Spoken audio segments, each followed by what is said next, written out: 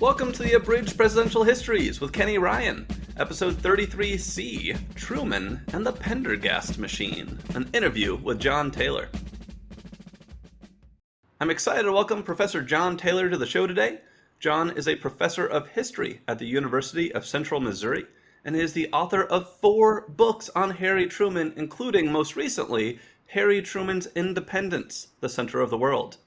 Today, we're going to talk about one area of question around Truman's independence, you might say, his independence from the political machine that got him elected. What was the Pendergast Machine? What were they involved in, and why did they support Harry S. Truman? That will be the topic of today. Thank you for your time, Jon. You're welcome. Thanks for having me. My pleasure. So let's start with, what was the Pendergast Machine? Where did it come from? How did it work? So the Pendergast Machine has its origins in the Pendergast family. And kind of the founder, the patriarch of the machine, I think most of us know as Tom Pendergast.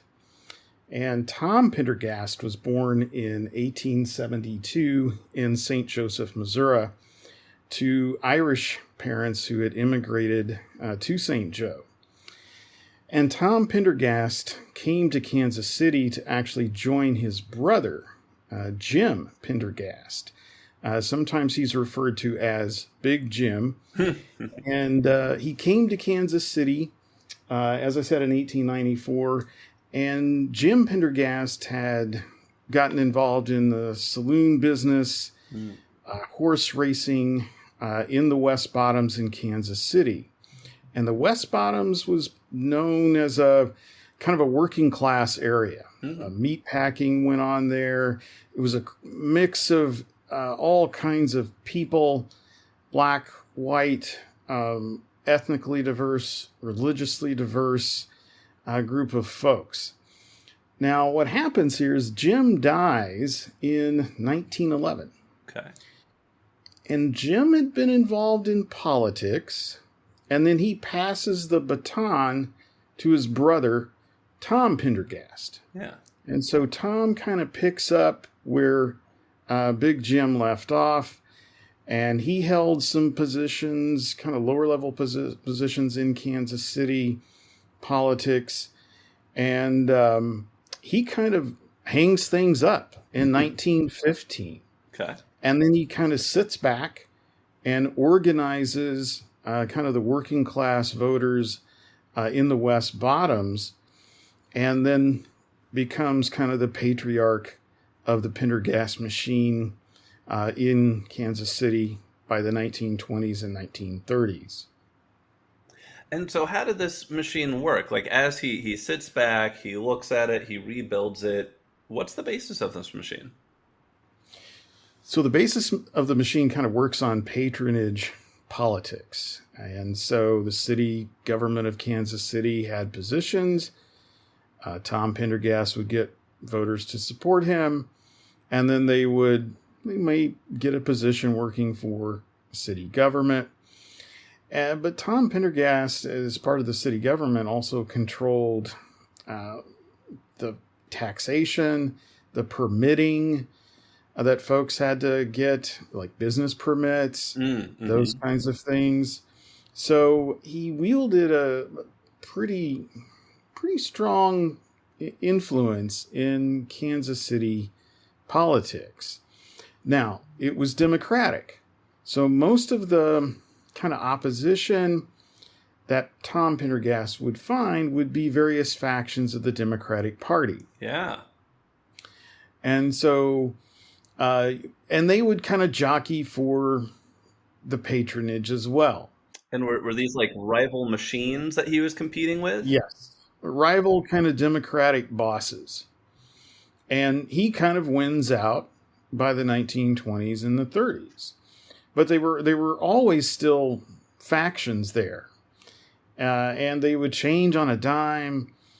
And the way that they would work in some cases, and a good example of that is Truman's election to the county court as Eastern District Judge in 1922.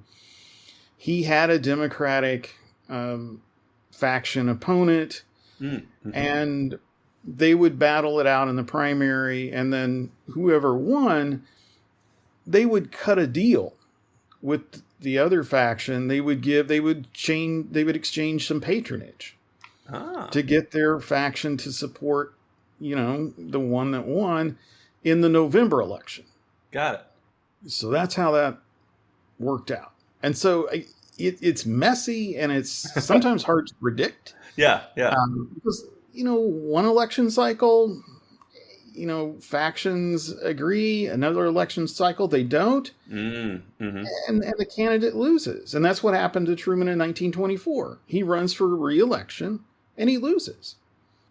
So, why does Tom Pendergast come to Harry Truman Absolutely. in Yeah, that's the question. 1922? Truman had a number of qualities that appealed to Tom Pendergast. So you're just coming out of the conclusion of the First World War. Truman was a World War I veteran, and Truman had served in the military with with the nephew of another brother of Tom Pendergast. His name was Mike Pendergast. His son was Little Jim. Little Jim served with Harry Truman in World War I, and it's Little Jim that approaches Harry Truman in 1922 and asks him to run for Eastern District Judge of Jackson County. Now, in 1922, Tom Pendergast was seeking to kind of spread his interest or control from just Kansas City itself to the county. And I think that's an important thing to think about. There are city jobs, Yeah, and there are also county jobs. yeah. And so here with the Eastern District judge, it's primarily independents and to the east, and most of that area was rural. Truman had been a farmer from 1906 to 1917 before he went to serve in World War I, Mm-hmm. and he knew kind of that eastern Jackson County pretty well. So his being a farmer appealed to Tom Pendergast. He thought that Truman could use that to sway voters and get their support. That with his World War I status, Truman was by this point a part of the American Legion, and so he gives his first campaign speech to an American Legion in Lee's Summit, Missouri. Mm-hmm. And he had also been a Mason. When he joined the Masons when he was on the farm. It's not a political organization, but it was an organization that got him outside and into the county. Yeah. He would go and preside over the installation of various members. And by that, I mean, he's talking with people. He has some name recognition. And those were the qualities that appealed to Tom Pendergast. And so he wins. And they were only 2-year terms, so very short. Mm-hmm. And I will say that I think people were voting for Harry Truman in 1922. Tom Pendergast did not have a real strong hold in Eastern Jackson County. He wasn't padding votes in Eastern Jackson County. And I think, to me, is Tom Pendergast all powerful is answered by the next election, 1924, which Truman loses. So Pendergast wants to expand his power. He sees Truman as a guy to help him do it. And it sounds like this first time it's really Truman helping Pendergast more. If you think people are voting more for Truman than they are for the machine, at least in 22. Right. Definitely. I think Truman is definitely he gets into the fold.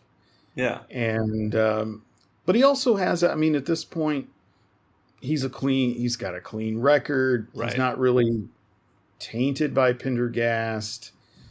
And that's something that I think Pendergast uses all throughout Truman's political career. Truman is the one that kind of cleans up Tom Pendergast's image. Oh, interesting.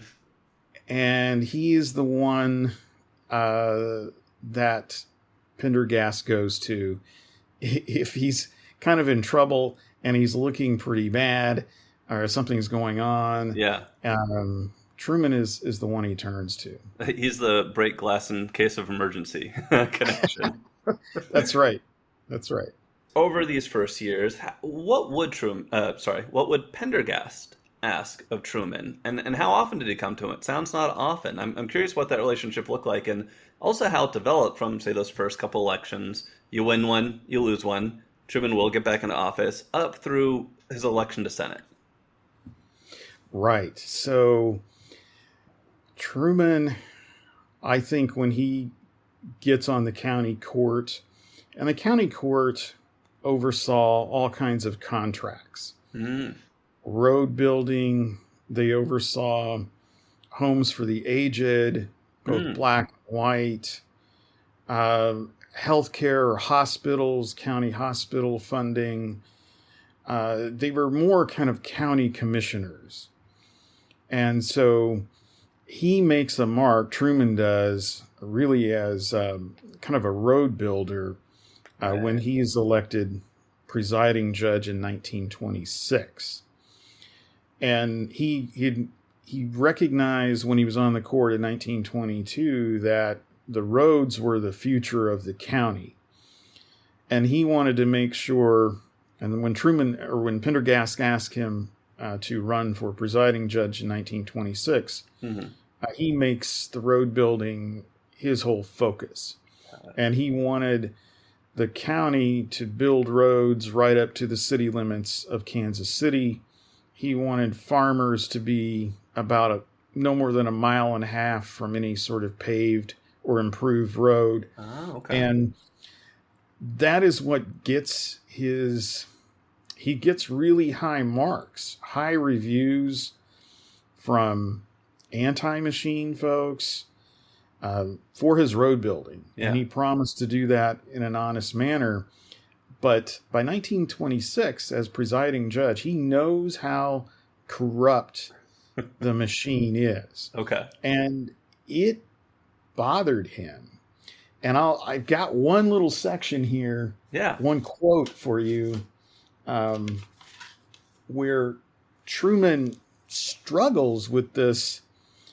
He wants to deliver honest government, and he knows that he has to go up against Tom Pendergast, but also his lieutenants, who are just grafters. Because these people are going to say, give us the road contracts and inflate them. Yeah.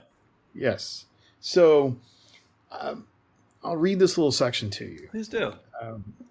Cass was a kind of a Pendergast lieutenant. He says, Cass is a thug and a crook of the worst water. He should have been in the pen 20 years ago.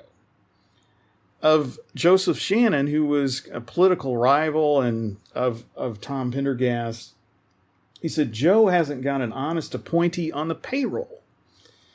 Of Tom Pendergast, Truman wrote, quote, if we only had Tom to deal with, the public may have a chance for a clean, honest administration of the city and county. But Tom can't operate without Joe and Cass. So they all came as a package. Yeah. And Truman is having to, try to deliver on his road building.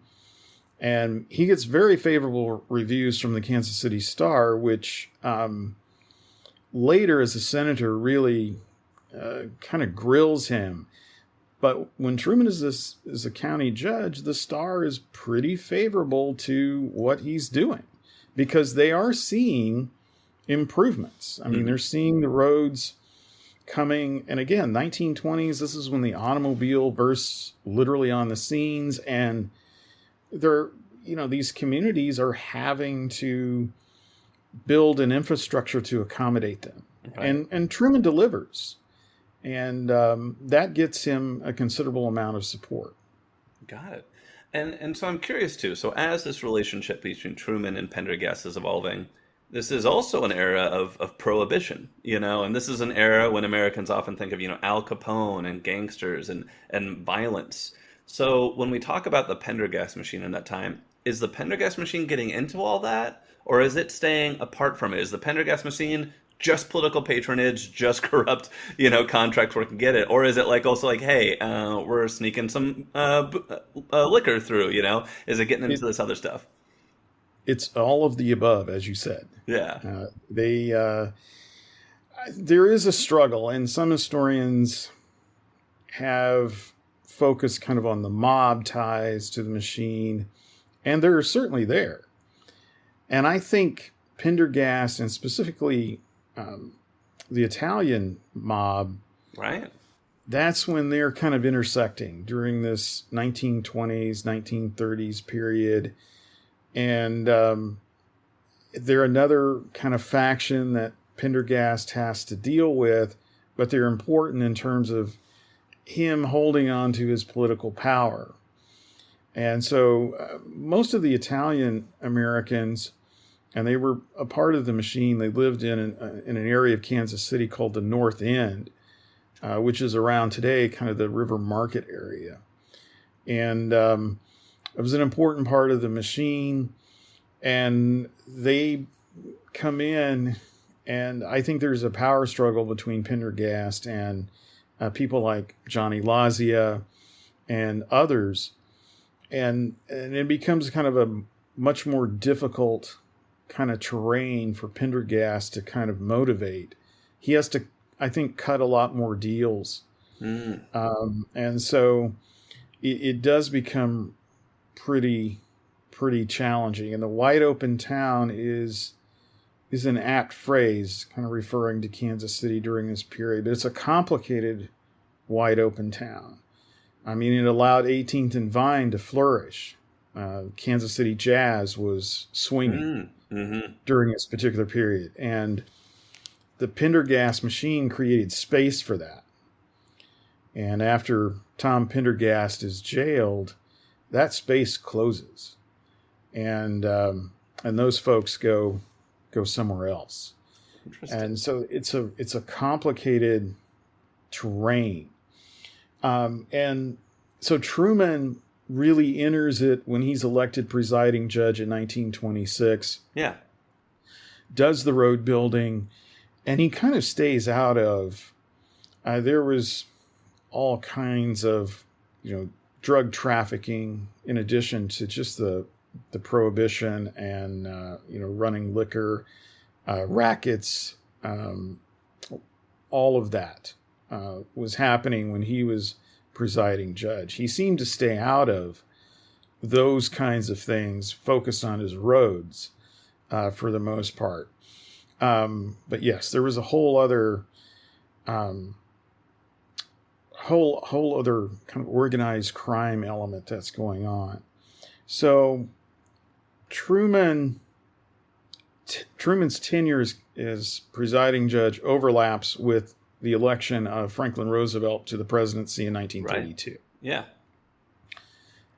And this is a really interesting story. It's part of, I'm working on a book on Truman's Senate career. Oh, cool. Which covers most of these things that we're talking about. And I don't have a projected date for that, but it deals with these complicated issues.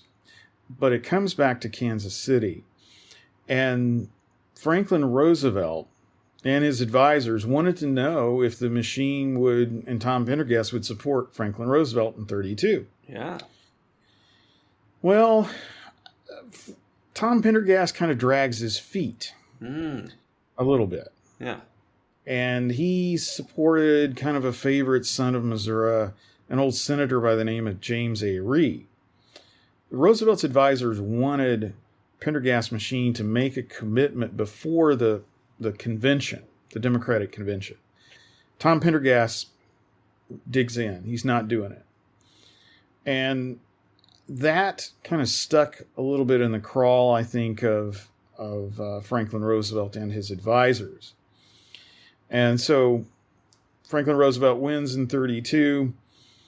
Harry Truman is still county judge. And then by 1934, Harry Truman is running for election to the United States Senate with the backing of Tom Pendergast. Now, when Truman is elected, he goes to Washington, but he does not really have the strong backing of Franklin Roosevelt. Mm-hmm. Franklin Roosevelt was concerned not so much maybe necessarily about Truman, but more so about the corruption in the Pendergast machine. Sure. And how that would reflect negatively on the Democratic Party. Mm-hmm. And you couple that with kind of Pendergast's reluctance to support Franklin Roosevelt, you can see that, Truman's relationship with Roosevelt is pretty strained. Yeah.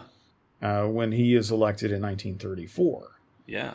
And at that point, the Justice Department, Franklin Roosevelt unleashed the Justice Department against the Pendergast machine. Oh. And this is something that I don't think really gets covered as much, I think, because there just has not been a lot of recent work done. Yeah. But the evidence that I've uncovered suggests that most folks think the Pendergast machine is all powerful. Right. To a point. Right. Now, obviously, is able to elect Truman to the United States Senate. But, he arrives with great suspicion. Right. So that suspicion is aided by the fact that there were investigations ongoing in Kansas City led by Franklin Roosevelt's Justice Department. They were looking at Johnny Lazia for income tax evasion in March of 1933. So even before Truman's election. And you mentioned Johnny earlier. Was he part of the Pendergast machine, or is he a separate guy? Yeah, so he's kind of part of the machine. He's part of the Italian kind of affiliates, becomes kind of active in organized crime. He's indicted on income tax evasion in 1933. And Pendergast actually goes to Roosevelt and tries to intervene on his behalf. Ooh, that's interesting. That is kind of short-lived because Johnny Lazia is assassinated. Yikes. He's killed. And so you've got this investigation, these federal investigations ongoing of Pendergast affiliates. And I think everything is heightened by the Kansas City massacre. I don't know if you've ever heard. It's called the Union Station Massacre. I feel like I've seen it. Like there's a season of Fargo where they kind of almost did a version of it. Right. So, this happened in June of 1933. And so federal officers were transporting his name was Frank Nash. He was a federal prisoner, transporting him back to Fort Leavenworth. They get to Union Station. There are a couple of guys there that are going to attempt to try to free him. This gun battle breaks out. Nash, I think, is eventually killed. I'm kind of looking at... This is in broad daylight, by the way. Yikes. You can imagine this. This is June of 33. FBI agents killed, 3 Kansas City police officers, and Nash are killed. Wow. And so they go back and forth about how much Nash was affiliated, if any, with the machine versus kind of broader organized crime. Right. But it put the bullseye yet again on Kansas City and the machine. Yeah. And then you have various elections that play out in Kansas City politics in 1936. And at this point, the United States Attorney General's office is investigating, certainly by 1936, if not before, vote fraud in Kansas City. And this eventually leads to the charges of income tax evasion for Tom Pendergast in 1939. And I'd love to take some specs back and look at some other things that were coming up before we get to 39. One thing I'm curious about is I understand that the 20s and the 30s was also an era. You mentioned you had the machine. You mentioned the Italians were coming in. You also had the Ku Klux Klan coming in and on Mhm. the rise in Missouri and across the country. How did they factor into Missouri politics, and did Truman ever have any interactions with them? Truman definitely had interactions with the Klan. Certainly, perhaps in 22 in that first election, and then again in the election of 1924. Supposedly, members of the Klan had approached him to get their support, and he. There's great debate about the story whether or not he paid the membership to actually join. But they came to him, members of the Klan, then came to him and told him that, well, if we give you our political support, then you can't. You have to appoint our folks, and you can't Right, appoint any Catholics. right. Well, Truman had been captain of Battery D Yeah, in World War One. It was made up primarily of Irish Catholics from Kansas City, yeah, yeah. and so Truman, like I said, either maybe he had gotten the membership, but eventually he asked for that to be taken back, and so it definitely was a part of the politics. But this machine, like I said, it was racially, ethnically, religiously diverse, Right, the Pendergast Machine. which Yeah, stood against everything pretty much the Klan was. yeah, fair. Yeah. But I will say there is a Democratic faction Uh-huh. that is really a Klan faction. Yes. Yeah. So they definitely played a part, and they played a part in that 1924 election Yeah. where Truman loses. So there's all those kinds of machinations. But in terms of Truman supporting the Klan, he perhaps was interested or curious. But I think when he found out what it was all about, I think he turned his back on it Yeah, because, it feels like he had this moment early in his political career where he's like, I can either go with the Pendergast machine or the Klan machine. Which one do I want at my back and which one do I want to affiliate with? And he was like, okay, between those two, I'll take Pendergast. right, Yeah. right. And there were other slices, other Democratic Right, of factions. course. You just, Many others that he could have, yeah, that were like, yeah, who are you gonna align yourself with? right, Um, exactly. So, and then I want to hit on 1934. So when Sure. Truman runs for Senate, and my understanding is Pendergast supported Truman for Senate after Tom Pendergast's first three choices all said no to him. So I'm curious, what made Truman his fourth choice, both in the sense of why wasn't he higher up and why wasn't he further down? What made Truman that guy? Pendergast had offered the position to Joe Shannon, who was kind of one of his political rivals. I had mentioned him earlier, Yeah, but he was still kind of a part of the machine, kind of on the edges. I mean, he could kind of wield a faction of his own in addition to Pendergast's faction. And I think Pendergast might have been trying to make a political move by saying, hey, Joe, political rival, yeah, I'll support you for United States Senate. get you out of town.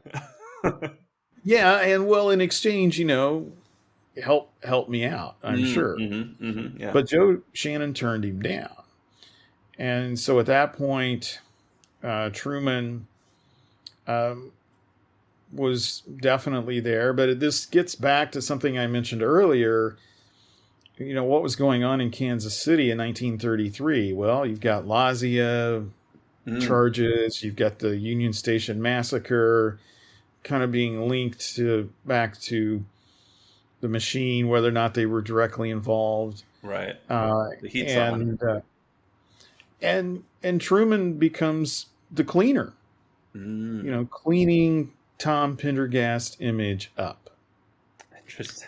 So I think that to me is an important thing to consider. Why would he come to Truman? Hmm. I think he came to him again out of a necessity, because the machine was its image was certainly kind of struggling. Yeah. And as county judge, Truman had delivered on his road building project. Yeah. So he had a track record to run on, and Truman ran as a New Dealer. I mean, he was Right. going down the line for Franklin Roosevelt, bending over forwards, backwards. There was no question about that. And Truman could depend upon some padded votes in Kansas City. Yeah. There's definitely some truth to that. But I will say that he did not hold back in terms of campaigning.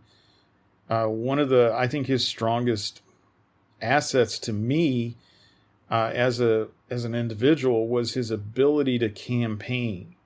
He was not the best speaker. Mm-hmm. They would have a campaign truck with this radio, with these big old speakers on the top. They travel around mainly the courthouses. I think about 115 counties. Wow. And he'd show up, the little truck would roll out, and Harry Truman's going to speak. And a few people would show up on the steps of the county courthouse, and he was okay, but he was better when he was out just among 2 or 3 people, campaigning. And he went to most of those counties in that first election. I mean, he was one of the hardest campaigners that I know of. Yeah. And what's really kind of interesting or cool about his campaign, and I use this a lot, he carried with him in his coat pocket kind of a little notebook. And he had all the counties in it. And he would have various names, women's groups, American Legion, even African-American groups. And he would have names and places, and he would say such and such name, and he'd have a yes or no. And he was keeping track of who was supporting him.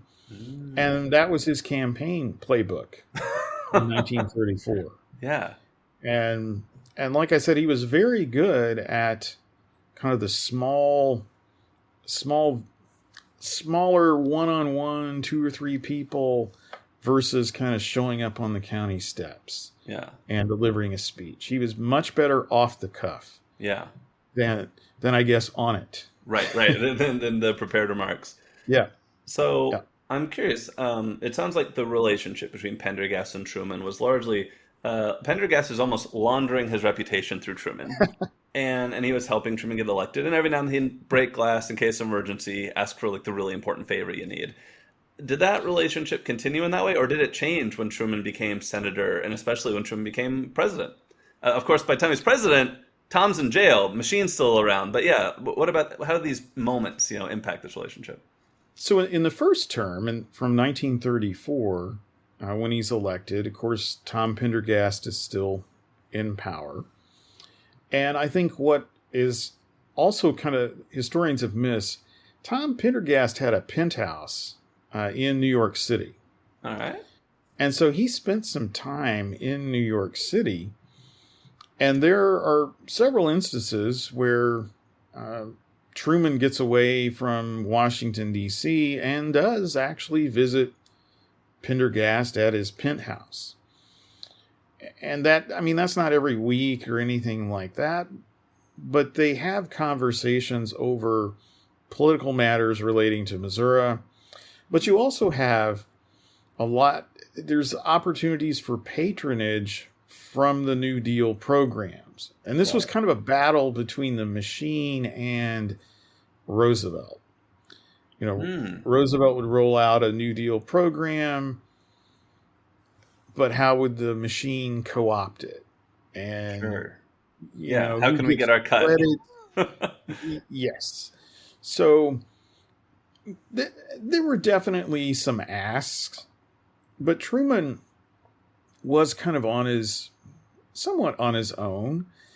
But there were political favors that were definitely asked of him. Nothing kind of really grafty. It was more kind of along the lines of patronage. Hmm. I think the bottom line for Truman wanted somebody, if he was going to make a patronage appointment, he wanted somebody that could do the job. Yeah. And I think that's what really irked him off between, how he saw patronage and how maybe Cass Welch or Joe Shannon saw it. Yeah. You Yeah. know, they were in it to graft, Yeah. to line their own pockets. Truman said, "Okay, support me. Here's a job," but he wanted somebody that wouldn't embarrass him. I remember talking to a historian about Grant era and some of the allegations of corruption around there, and what she said was there's the kind of corruption where people pocket a lot of money and things still gets built, and there's the type of corruption people pocket a lot of money and nothing gets built, and you'd rather Right, the first one. right, and I think that's apt Yeah, here, yeah, and that was something I think that Truman took with him. He was okay with patronage, but he wanted somebody to deliver. right. Not that it backfire, and you know he didn't cut off folks probably maybe as he should sometimes, but Hmm. and his writings do reflect that. This person, he doesn't use the word embarrass. Maybe they didn't fulfill what they Mm. were supposed to do. But he's always making. He wants to make good appointments, I think. And So. then when Truman becomes president, now Tom's in jail by that point, but the Pendergast machine does still live on in a weaker form. Is there any relationship, or does Truman say, like, guys, I'm president, like, sorry, find another senator to talk to? So let's take us back to that Yeah, first term yeah, and take us back to 1939. you got it. So that is when uh, Pendergast is indicted on income tax evasion. It's also the very same time when Truman is thinking about, am I going to run for re-election to the United States Senate? Ah, yeah. So these things are happening simultaneously. Franklin Roosevelt's trying to figure out if I'm going to run for an unprecedented third term. I Yeah. mean, there's all kinds of wacky political Yeah. dynamics over the top. So Truman decides to run for re-election, but he's going to have to make a campaign without the support of the machine. Right. Okay. So what he does is he organizes a campaign based around and appealing to the folks that I think he was most familiar with going back to his county judge days and even at his first term in the United States Senate. He appeals to African American voters, labor, women. In this election of 1940, his real challenge, though, was to win the Democratic primary. Right. Right. He had two, actually, I guess really perhaps three challengers, but two were running against him. And again, these are all Democrats. So we're in the Right. Democratic primary, August of 1940. So he's facing off against Maurice Milligan, who'd been the attorney general who had prosecuted some of the folks in Kansas City for vote fraud, and the governor, Lloyd Stark, who had been elected with the support of the machine, but now has decided that I think I need to go in a different direction. Ah, yeah. And I mean, both Milligan and especially Stark had been showing up at the White House, visiting Franklin Roosevelt. Ooh.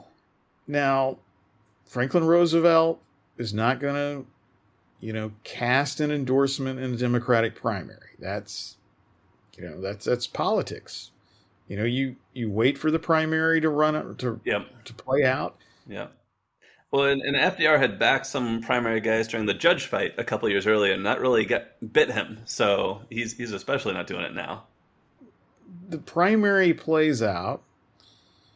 Truman barely wins Yeah. the Democratic primary.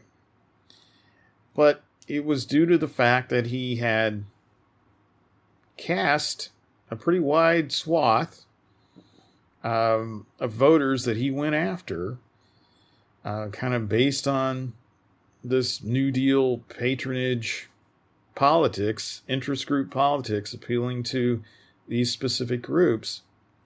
And he pulls out this win in the Democratic primary, and then goes on, obviously, in the November to win. Mm-hmm.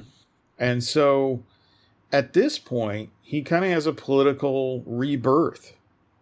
You know, Pendergast is in jail. He dies within a couple of years. Mm-hmm. And he is not, Truman is not tied to Pendergast after that 1940 election, because he essentially had won it on his own. Got it. And then at that point, he begins to investigate the defense spending and Truman Committee time. Yeah, the Truman Committee, and kind of really, I mean, he gets his image on Time magazine a couple of different times.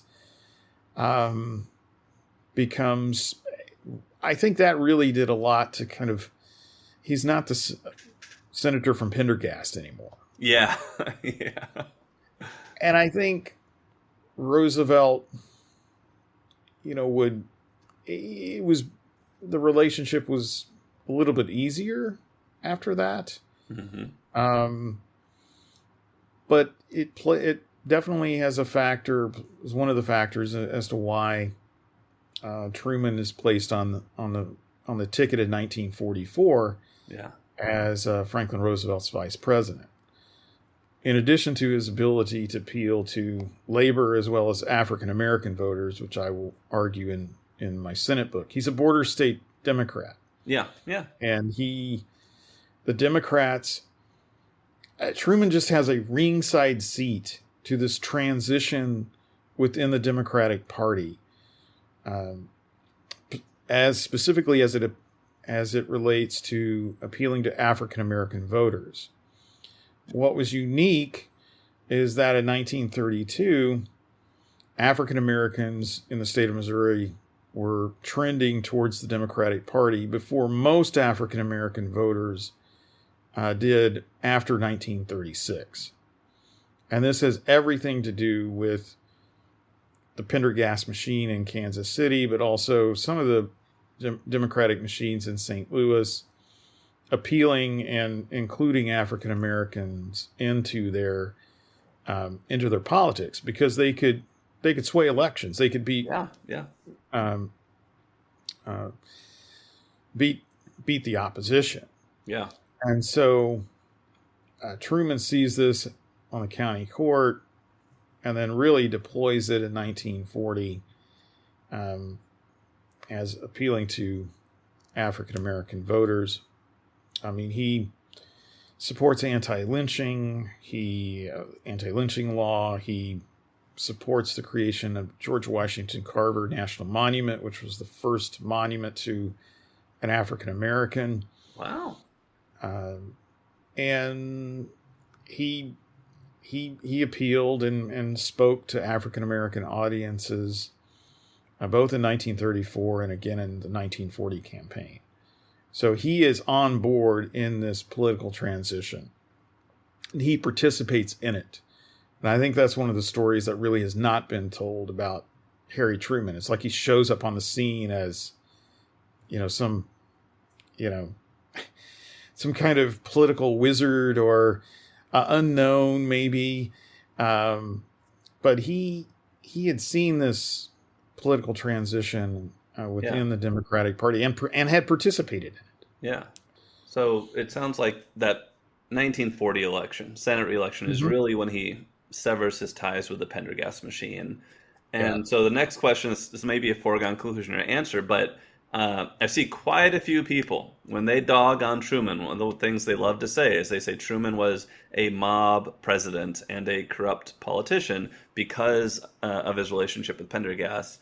In your opinion, are either of those statements true? I mean, he definitely saw the corruption.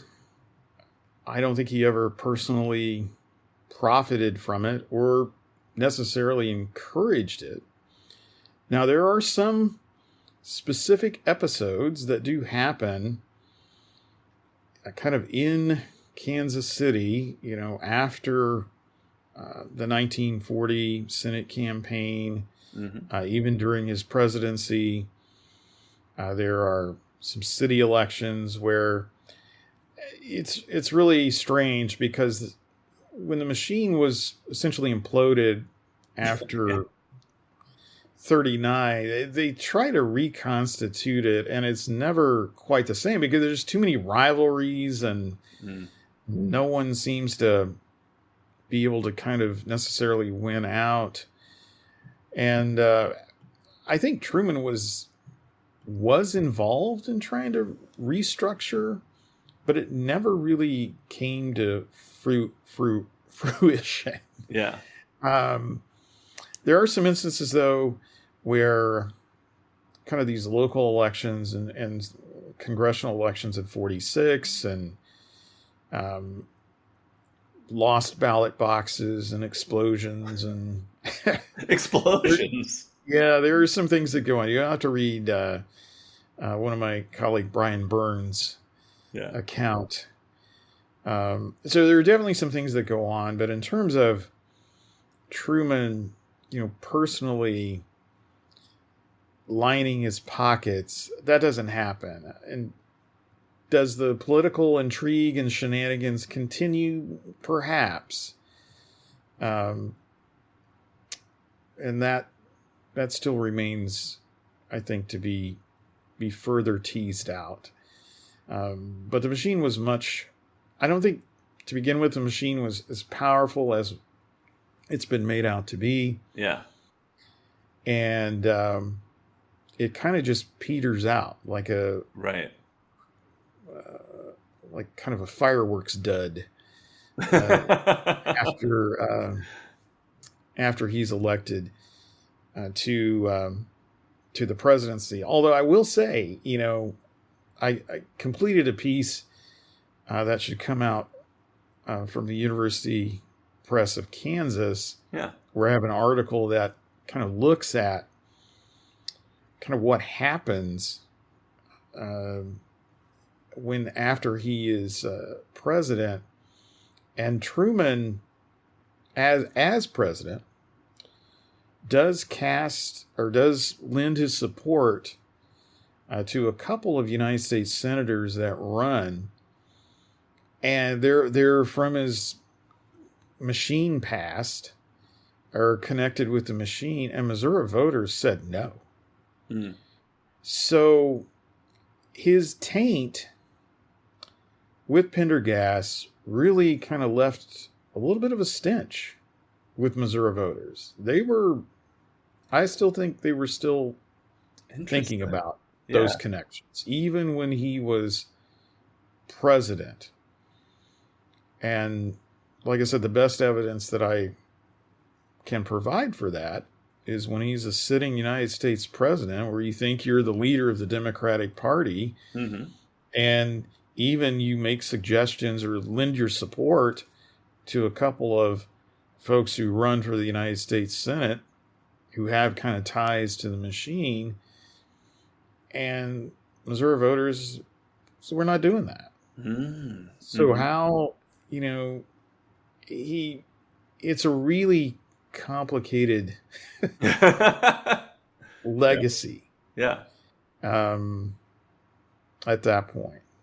And I'm curious, now looking back, how would you describe the legacy of Truman's relationship with the Pendergast machine? What is the takeaway or the learning when you look at that? Truman learned, I think, the interest group politics from the machine. African American voters, religiously diverse,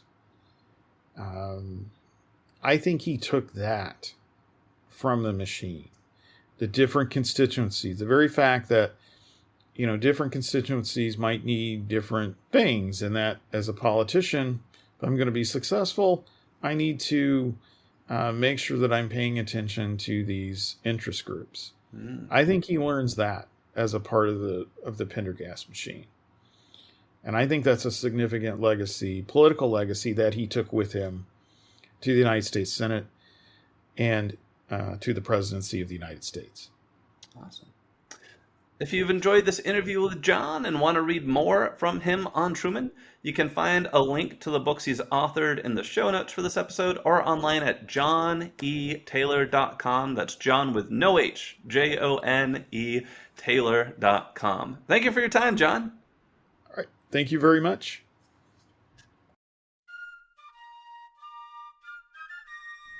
Thank you for listening to today's episode of Abridged Presidential Histories. If you enjoyed it, please subscribe, tell your friends and family about the show, and write a 5-star review on Apple Podcast. If you'd like to support the show, you can look it up on Patreon or go directly to www.patreon.com/abridgedpresidentialhistories. This helps me buy books and pay to host the show, and thank you so much to everyone who's contributed so far. The music in today's podcast is a public domain recording of the United States Army Old Guard Fife and Drum Corps. In our next episode, as millions of Americans demobilized after World War II, some were welcomed home as heroes, but others were attacked by their neighbors. When a white sheriff attacked a black sergeant still in uniform on his way home from the war, the resulting outrage helped spark the civil rights movement and inspired Truman to risk his presidency for the cause of racial justice. The blinding of Sergeant Isaac Woodard is next time on Abridged Presidential Histories.